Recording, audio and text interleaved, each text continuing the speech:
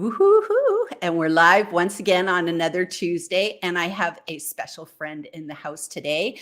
I have Mica Allan, and she is coming to us from Amsterdam, correct? Did I get that right? Yes. You did. But she's not a native. She's originally from Scotland, so you'll detect a lovely accent as well. So anyways, before we hop into the show and talk about everything, Mica, could you please just go ahead and introduce yourself and let people know who you are? Of course. Thank you, Gillian. Hi, everyone. I am a communication skills coach and trainer. As Gillian says, I come originally from Scotland. I help people develop their communication skills to boost their confidence and their career. And again, as Gillian says, I don't live in Scotland now. I live in the beautiful land of tulips and cheese. A couple of other things to share with you. I have 29 different kinds of tea in my kitchen. I'm a chief colorer inner, which means I color in stuff to chill out and to settle my own head. And what else can I tell you? Yes, I used to live in the land of fire and ice before I moved to the land of tulips and cheese. That's Iceland, in case you're wondering what I'm talking about. I love it. And you're married to a Viking, right? I am. I love it. I love it. Okay. So our topic today, let me get our banner up. Our topic today is speaking with impact and using your words well. And it's funny being a mom, like, well, not that I'm an ex-mom, but my kids have grown up and they left and they started their own lives. But I always love that phrase, using your words well, when you just like kind of stop a kid and you'd say, okay, what are you really trying to tell me? Which is perfect because that's exactly what we're talking about, that when you speak with impact, you do want to use your words well. Your words are the pen and the words. Let's all the things that this could apply to today. So I mentioned in the run up to this that, it could be webinars, it could be presentations, it could be a workshop, a Zoom meeting, a LinkedIn Live, a job interview. There's so many different things. So start us off with some tips, Mica. Yeah, thank you. It's a great question. So I think there's 3 questions that can really help you shape your message and help you choose your words so that they can land with the impact that you're after. And these questions are, what does your audience need? So if you're speaking to one person or a group or somebody who's interviewing you or a presentation in front of hundreds of people, what do they need? And that can be different from what you want to tell them. It might be the same, but it can be different. So really thinking about it from their perspective, what do they need that you can share with them that can make a difference? The second thing to think about is, what do you want them to do with what you've told them? What do you want them to do with what you've told them? And this really helps you figure out, are the words you using really delivering the message that they need to hear? And then the third thing is, how do you want them to feel? Not that many people often think of that. How do you want your audience to feel as a consequence of you speaking? And again, that can help you choose and shape your words. So these are 3 things to really keep in mind. I like that. And, it's funny whenever, you go to do a presentation, sometimes the first thought in your head is, oh, maybe I could just take my old presentation and slap it up. And you really have to take that step backwards and you have to say, okay, who are these people? Because maybe my previous presentations wouldn't apply to this audience. So getting in their space first and figuring out who is the audience and then what is the message, that is so important, because that almost dictates how you're even going to talk about what you're going to talk about, how you're going to show it. I had the honor of being at one of your presentations for the Espresso Plus group with John Asperian, and it was fabulous. It was in January. It was about goal setting. And what I loved so much about your presentation was it appealed to visual learners. And I think the term is I can't remember it, but it's like people who like words. So it appealed to us visual learners and then the non-visual learners, because you had a lot of color in your presentation. You had a lot of graphics. You used Bitmojis. So like you had me at the Bitmoji. So I love that. And I just loved it because you used words that caused story pictures in my head. When you talked about goal setting, that it's dark, it's cold, it's winter. You talked, when you did your introduction, you talked about having tea, but you said tea in your kitchen. I had, X amount of bags of tea, kinds of tea in my kitchen. Well, then all of a sudden I could imagine you in your kitchen. Yeah. You became like a real person for me. So I think that maybe that's part of it too, is how we use our words. We draw people into our world. Does that make sense? Yeah, totally. Know us. They get to know us. So here's one of my questions. One of the things that I think is, kind of can just kill any presentation, no matter what you do, is if people have a really long-winded way of introducing themselves. And, there's some presentations you go to and it's the same person that's giving the presentation and you love what they're doing, but you're like, oh, he's going to tell that story about how he went out of the car and he did this and he did that. And it's like, it's the dreaded car story. You're just like, okay, shoot me now. So can you give, I thought you did it so nicely in the presentation for Espresso Plus. Can you kind of give us some tips on how to present us when we're starting a presentation? Yeah. So what would I say to that? I think foremost, it can depend on how long your talk is. So if your talk is for 5 minutes, your introduction is going to be brief, short, snappy, to the point, and then you get on with your message for the audience. Again, keeping in mind, what does the audience need? If you're talking for half an hour or an hour, you've got a bit more to play with. But again, it's thinking about what can you share that share something professional about you to the audience, share something personal about you to the audience, and maybe something that they didn't know that might surprise them, that gets them to, set up about that, So, because for example, I know that you have been in Toastmasters before and that you get some of your best ideas in the shower, Gillian. Yes. Yes. So, yes. And that's from another podcast, okay? Just in case you're thinking, speaking me out, she's mentioning that. Why is she mentioning that? So divide it into 3. What can you introduce professionally, personally, and then maybe a little bit of quirk or to add a little bit of color or flavor. So I did this at the beginning with the 29 different kinds of tea and the fact that I color in, that might be one of the few things that people remember from this podcast that I shared, but it's sufficiently different and it adds just a little bit of expression to it. I like that. And it allows us to kind of see you as a human being, see you as a person, and make that immediate connection with you. And I like that. And I noticed that when you did I'm sorry that I keep going back to it, but it was a really good presentation. But another thing that I liked about the presentation you did for John's group was you talked about coming from a teacher's background and you actually related it to a couple of people that you knew were in the audience or were going to be watching the presentation. And I think that's another thing too, is that you almost want to come, if you kind of think of it as a metaphor, you want to come down off the stage and go into the audience. And you want to be seen as a fellow human being and not, oh, I'm way up here and all you people are down there. It's making that connection. And I think that's important too. I think absolutely it's about the connection and the engagement. It also shows you've taken that seriously. You've looked at who is going to be listening. How might they be responding to what you've said? How might they be relating? And it suddenly becomes a bit more inclusive in a conversation rather than a monologue of you delivering information in a one-way street. Right. So I know that this is what you do as for your business, for your living. Yeah. So if I was somebody that came and I was working with you and I said, oh, I've been invited to do a TED Talk or, something like that. Like I've got a big presentation coming up.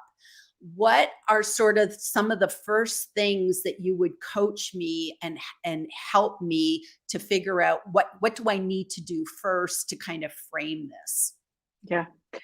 So we could look at, I would say, in terms of the talk that you have to plan, look at what is exciting you about that talk. We can approach the work in 2 different ways. What's exciting you? What aspects of communication are you keen to develop on? And then we can look at it from the flip side. What is what's a pain for you, what's scaring you, what's making you a little bit nervous. And I very much meet my clients where they're at. So some of them will choose one of these or the other, and we also might fluctuate between the two over the course of working with them. And then it would be a case of kind of crafting that message. Again, what's your takeaway message? And this might sound a little bit counterintuitive. I'm talking about the end of a talk, an end. But again, how do you want that audience to feel once they've heard you speak? So imagine you've spoken, there's been a coffee break, it's a conference, somebody is in the coffee break and saying, oh, I missed Gillian's talk. What did she talk about?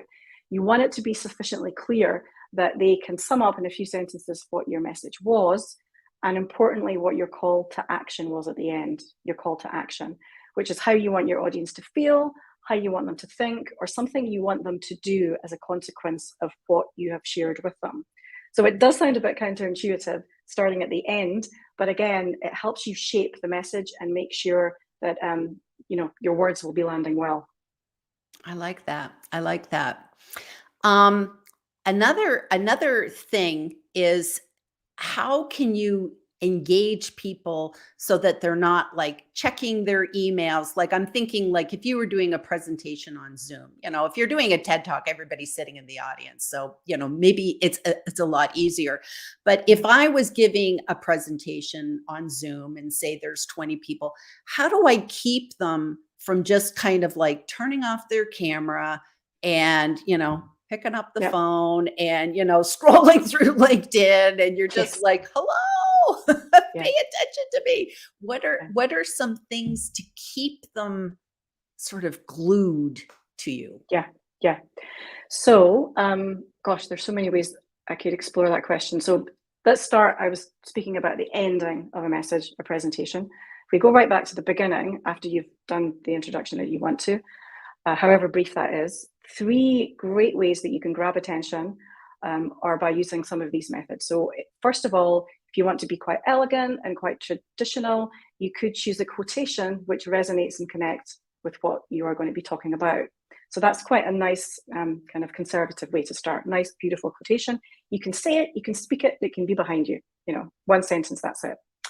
You can ask a few questions, 2 or 3 rhetorical questions that you're not expecting to engage in a conversation with the whole audience. But when you throw a few questions out there, people will automatically be thinking about, well, do I think about that answer? That's a good point. And they're thinking about the topic. They're involved at a deeper level. The third way is having a bit of fun. So again, know your audience. How are you wanting this to land? Do you want to be a bit playful or a bit controversial? You could make a controversial statement. So it could be something, for example, 82% of people with blue eyes are doing this wrong. They're doing this wrong. Did you know they're doing this wrong? And immediately you've got everybody in the audience, in particular those with blue eyes, thinking, what am I doing wrong? And then in the course of your presentation, your talk, at some point you will refer back to this 82%, the statement that you made. So these are good ways of getting engagement at the beginning. A great way of surprising your audience, and I've got a bit of a tip here for people if you want to see a beautiful example of this in action, is Bill Gates' 2013 TED Talk on malaria. It's a standard TED Talk. I think it's maybe about 15-20 minutes long, but he does something just after 4 minutes that's amazing. And I'm not going to tell you what it is. You're going to have to look this up if you're listening or watching this. But he delivers something called a star moment. And that stands for something they'll always remember. Something they'll always remember. It's a bit of drama. It's a bit of theater. It really makes his point. And what happens immediately has people in the front row snapping away with their camera.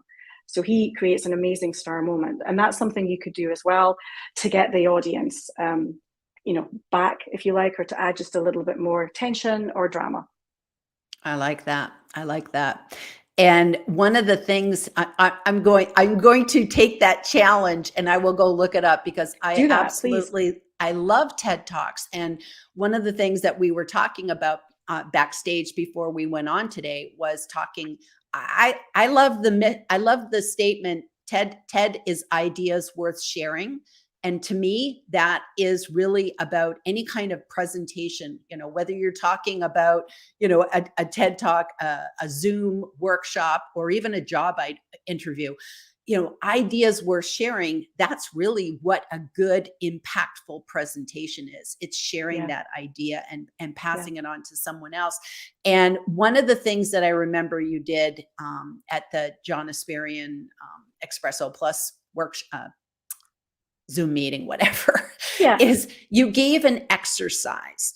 And I think that you had the wheel of life, and you put that up on the screen, and you just said, here's your life with different things, your family, your relationships, all sorts of different things that is part of your life.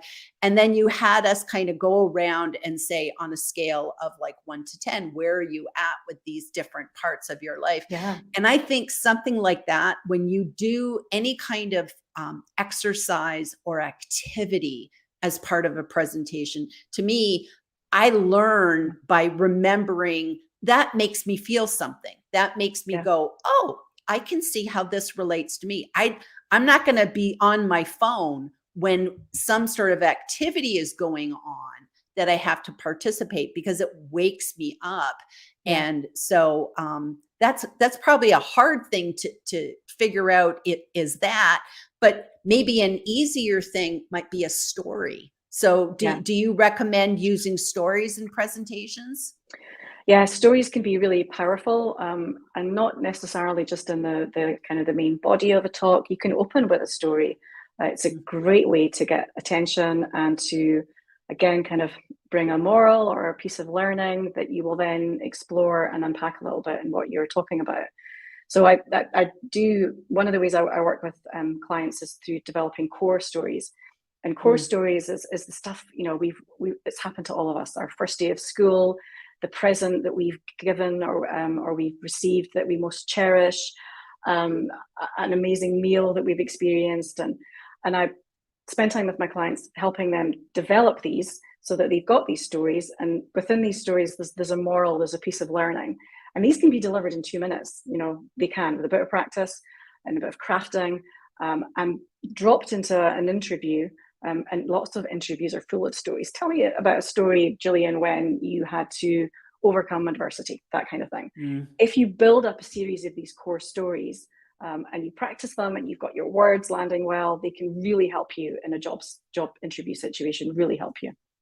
I like that. And I think what's important about stories is stories are unique, and yet they're also universal. So it's like, it's my personal story where, you might be talking about how did you even get to Iceland?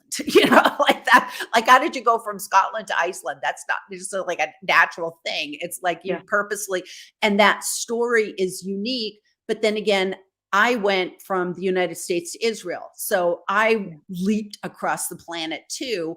And so, if I hear your story, it reminds me of my story of, leaving the place where you're born and moving somewhere else. It's a huge thing. But again, unique and universal, because we can all relate to that. Even if you've never moved, you might have read about somebody that made a big move. So we can connect on so many levels. So I love that. I love that. I love that as well. Unique and universal. That's beautifully paired together. Yeah. Yeah.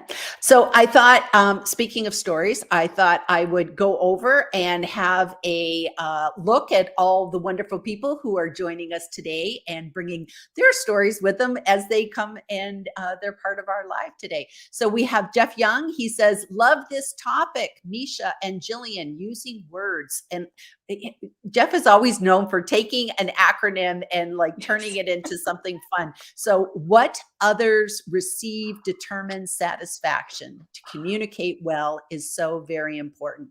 And, it really is. Like, if you think of all our natural talents, our communication skills, whether we're speaking, we're writing, listening, like it covers so many different things. So amazing. We have, hi, this one sounds great. Looking forward. I love that. Hello, Gillian and Mica, loving the topic and the fact that you both love tea, both of you. And that's always a fun thing, that it's like, by telling people a little bit about you in your presentations. I do love tea. I'm British born abroad, so I absolutely love tea. I love Scotland. So, you had me at Scotland, you further had me at tea, and now you color. I color too. I have adult coloring books. I like to do sketchnoting and stuff like that. So it's nice. We're both INFJs, you kind of get more, aligned than that. But I love that sharing those things brings people together, even if they say, well, I don't drink tea, but I drink coffee. It's like you have something. So I love that. Oh, we have John. Hi both. I'm here live while prepping supper. Love this topic. And we always love John because he just brings everybody together. So this is really great. This is great. Listening from the car, so I shouldn't be jabbering. I love that.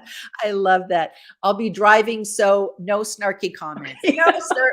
We can't do snarky even if we tried. Although that's a great word. And I think that when you talk about using your words well, don't use vanilla. Like you want to use words that, like, snarky. That's a word that, like, I immediately could draw that in my head, and I'd have, like, a little strange lots of angles. Yes. Shapes. Yeah. So it's kind of like, don't use a 5-cent word when you've got a quarter word, like really use those words and really it can make things sizzle for us. Sizzle is one of those words where you hear sizzle and you're like, you can see, I don't know, the bacon in the pan and all sorts of stuff too. I'm getting sausages. Yes. I love that. Another person parked in their car. I love it. It's a good thing everybody's parked, because we wouldn't want people just driving there. Hi from the French Alps. Oh my gosh, that's awesome. That's awesome. I love that she's in the Alps. That's amazing. Hello, Gillian and Misha. Great presentation thus far. So we're getting good marks. And just got back from Aldi. So I'm thinking Aldi is is it sort of like the British version of Walmart?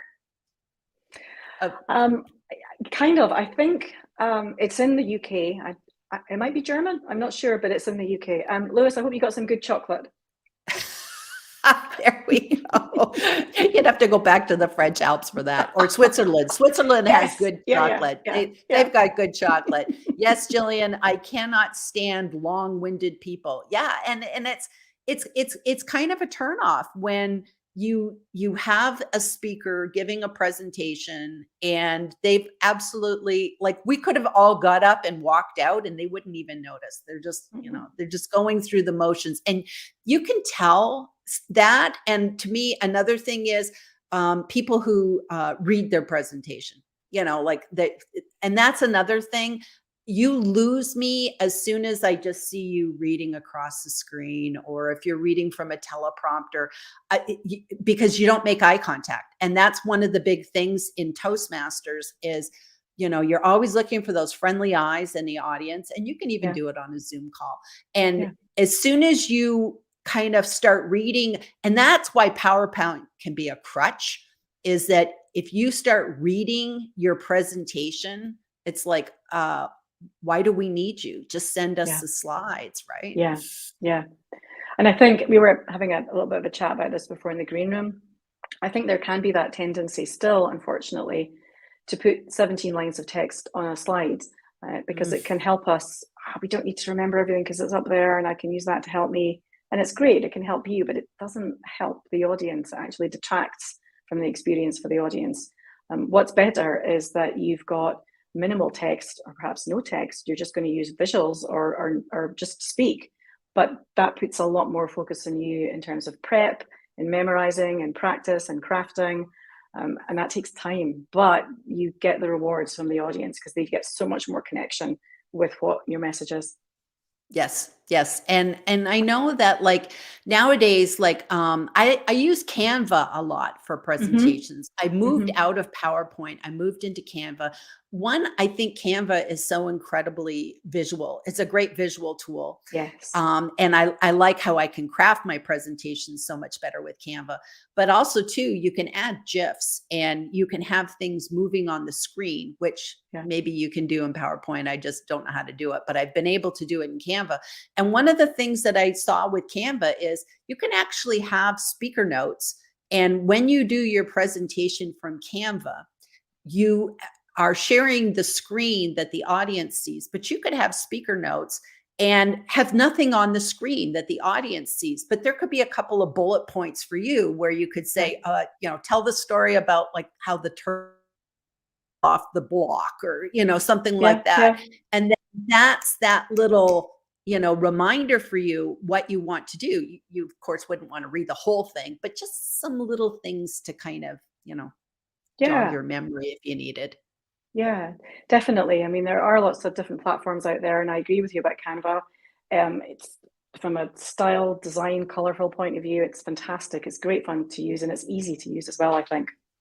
Yes, yes, and that is something that I have to totally commend you for, is that your slides were really colorful, and they weren't just, they just different colors just on the screen, and I'm believing it was your brand colors. So Yeah, again, that's very purposeful in that, even your use of color, different colors can affect us differently, and even how people combine the text and the graphics and how everything goes together. But you don't want to have that Frankenstein look where it's like on one slide it's this and then the next slide it's that, and we yeah, just we can't follow, and you're using 20 different fonts and yeah.